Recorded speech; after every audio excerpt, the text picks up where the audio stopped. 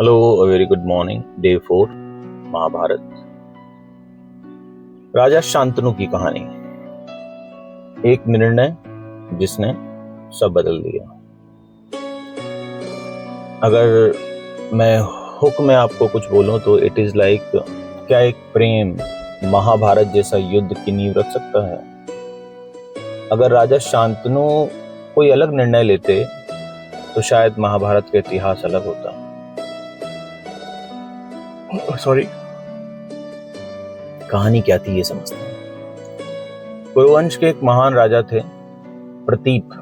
उनके 3 पुत्र थे, देवापी, बाहिल्क और सबसे छोटे थे शांतनु। कुछ परिस्थितियों के कारण शांतनु को हस्तिनापुर का राजा बनाया गया। बाकी बड़े बच्चे नहीं बने। शांतनु न्यायप्रिय थे, दयालु थे और प्रजा के सबसे प्रिय भी थे। सब कुछ ठीक चल रहा था, लेकिन एक दिन उनके जीवन की एक ऐसी घटना हुई जिसने पूरे कुरुवंश की दशा बिगाड़ दी या बदल दी। एक दिन शांतनु नदी के किनारे घूम रहे थे। वहां उन्हें एक बहुत सुंदर सी स्त्री दिखी। वो थी देवी गंगा, मनुष्य रूप में वहां पर भ्रमण कर रही थी।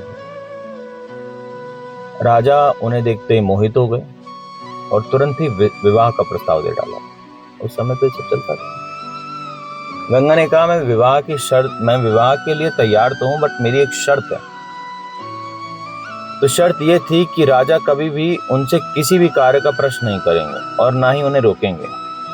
उन्होंने ऐसा ही किया तो गंगा तुरंत उन्हें छोड़कर चली आई। प्रेम में डूब चुके थे शांतनु, तो बिना सोचे समझे शर्त स्वीकार कर ली। विवाह के बाद गंगा का पुत्र हुआ।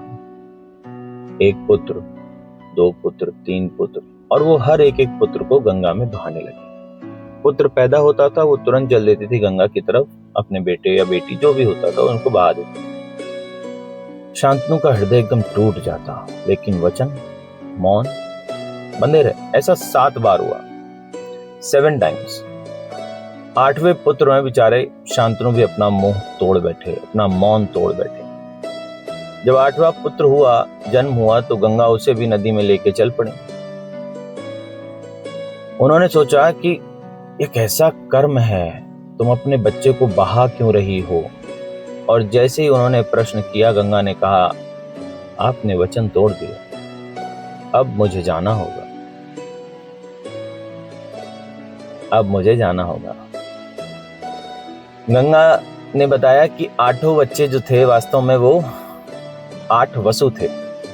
वसु बोलते हैं देवताओं को। वो देवताओं का रूप था। ऋषि वशिष्ठ के श्राप के कारण उन्होंने मनुष्य रूप में जन्म लेना पड़ा था। उनकी इच्छा थी कि उनका शीघ्र जल्द ही मुक्त हो जाए, इसीलिए गंगा ने पहले 7 बच्चों को पैदा होते ही जल में प्रवाह कर दिया। वो अपने श्राप से मुक्त होना चाहती थी। 8 ही बच्चों को उन्हें करना था। ठीक है, इससे यह था कि उन्हें कम से कम समय पृथ्वी पर रहना पड़े और वो फिर से अपने उसमें रूप में चली जाए। लेकिन 8वां वसु जो था वो अधिक समय पर पृथ्वी पर रहना पड़ा, इसीलिए गंगा ने उसे अपने साथ ले गए। यही बालक आगे चल के देवव्रत और बाद में भीष्म कहलाए। थोड़ी थोड़ी कहानी आप कनेक्ट कर पा रहे होंगे अगर आप लोगों ने इसे देखा है। गंगा ने ही देवव्रत का पालन किया था, मतलब भीष्म का पालन किया था। उन्होंने उसे वेद, शास्त्र, सब कुछ, सारी युद्ध कलाएं सिखाई और देवव्रत एक बहुत गजब का असाधारण योद्धा बना था। जब युवा थे तब गंगा उन्हें हस्तिनापुर लेकर आई थी और आकर उन्होंने राजा शांतनु को सौंप दिया, ये लीजिए अपने पुत्र। शांतनु ने पुत्र को देखते ही इतना खुश हुए, इतना ही खुश हुए कि उसने युवराज घोषित कर दिया कि ये मेरा युवराज है। वहीं से चीजों की कहानियां बदली। ठीक है, अगर देखा जाए तो राजा शांतनु की कहानी से हमें 2 मुख्य बातें समझ आती हैं। पहला, किसी भी वचन और किसी भी डिसीजन को भावनाओं में बहकर नहीं लेना चाहिए। इसके प्रभाव दूरगामी होंगे। कई ऐसी घटनाएं होती हैं जिसके पीछे कई कारण होते हैं जो हमें दिखाई नहीं देते, बट समय के साथ वो गलत साबित होते हैं। जब बाद में समय आता है तो पता चलता है ये तो गलत हो गया।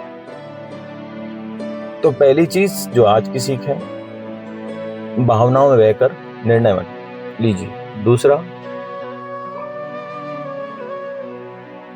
कुछ चीजें आपको आज सुंदर लग रही हैं मगर आने वाले समय में सुंदर नहीं लगेंगी। उनके रूप, उनका रंग, उनका नेचर, उनका अस्तित्व सब बदल जाएगा। Everything is changed.